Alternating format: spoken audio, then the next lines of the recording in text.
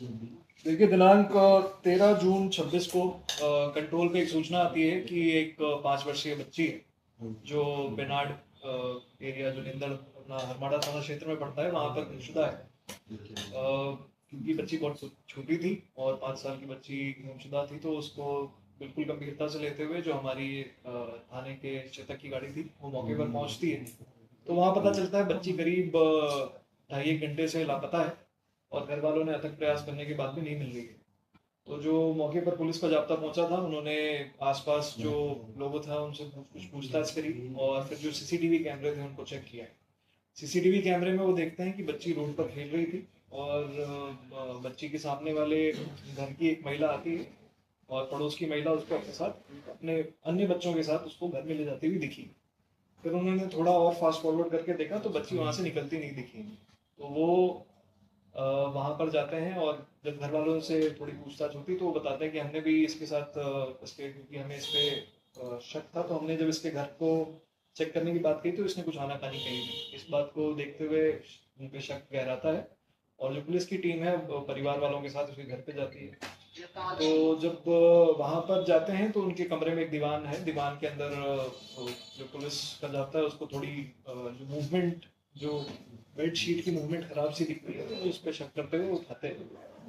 हैं तो उसके अंदर दीवान के अंदर उनको वो बच्ची की जो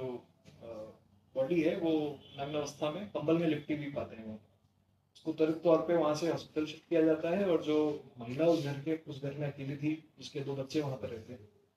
उसको पुलिस वहां से अनुसंधान हेतु दस्तयाब करके थाने पर ले आती है। इस पूरे प्रकरण में जो चीजें सामने आई है उसकी अगर हम क्रम वाइज बात करें तो ऐसा है कि ये परिवार एक दूसरे को काफी वर्षों से जानता है और इनकी आपसी बोलचाल अच्छी रही है। इस महिला को कुछ समय से शक था कि इसका पति और जो मृतका की माँ है उनकी बातचीत ज्यादा होती है और एक चिढ़ सी इसको उस महिला से होने लग जाती है और ये शक और ये चिढ़ इतना ज्यादा बढ़ गया कि एक समय बाद इस महिला ने ये जो एक्सट्रीम स्टेप है उसको उठाया।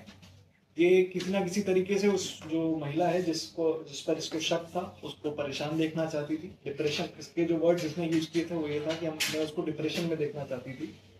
तो आज इसको जब ये उस दिन जब इसको मौका मिला तो इसने ये अपनी विपरीत मानसिकता को दिखाते हुए उस बच्ची के साथ उसके पहले कपड़े खोले और उसको फिर कंबल में लपेट कर जिंदा उस बॉक्स में डाल दिया और दम घुटने से काफी क्रूर तरीके से उस बच्ची की हत्या कर दी। पोस्टमार्टम रिपोर्ट में भी यही चीज सामने आई है। जब इस महिला से इस बारे में पूछा गया कि ये कपड़े क्यों उतारे, तो इस महिला ने बताया कि इसकी योजना ये थी कि शाम जब देर रात हो जाएगी, लोग सो जाएंगे, तो वहाँ बेड बॉक्स में से वो बच्ची को निकाल के, क्योंकि बच्ची नग्न अवस्था में थी, तो कहीं जाकर इनके घर के आसपास वो फेंके आएगी और इस पूरे मामले को एक जो अन्य मोड़ देने का उसका इरादा था ताकि शक इस पे ना जाके किसी पुरुष पे जाए। तो काफी शातिर तरीके से इसने इस क्रूर घटना को अंजाम दिया। परंतु जो मौके पर पुलिस अधिकारी गए थे जिनकी जिनकी इसमें विशेष भूमिका रही है, एएसआई हरी सिंह और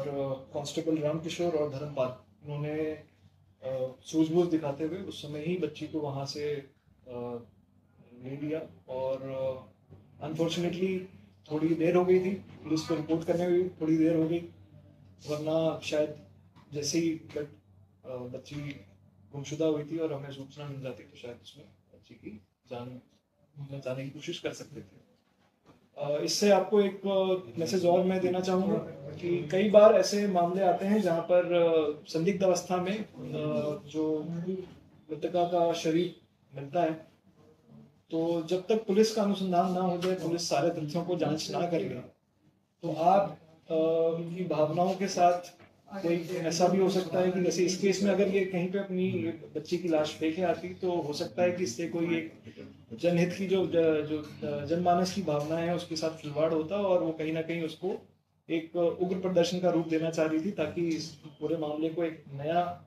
रूप देके वो खुद को बचा ले। तो कभी भी ऐसा कोई बॉडी या ऐसी कुछ स्थिति होती है तो पुलिस को अपनी जांच करने दिया करें ताकि आप भी किसी के जो आपकी जो बलबन साहत है उसका कोई फायदा ना उठाए और जो सच्चाई है वो सामने आ सके।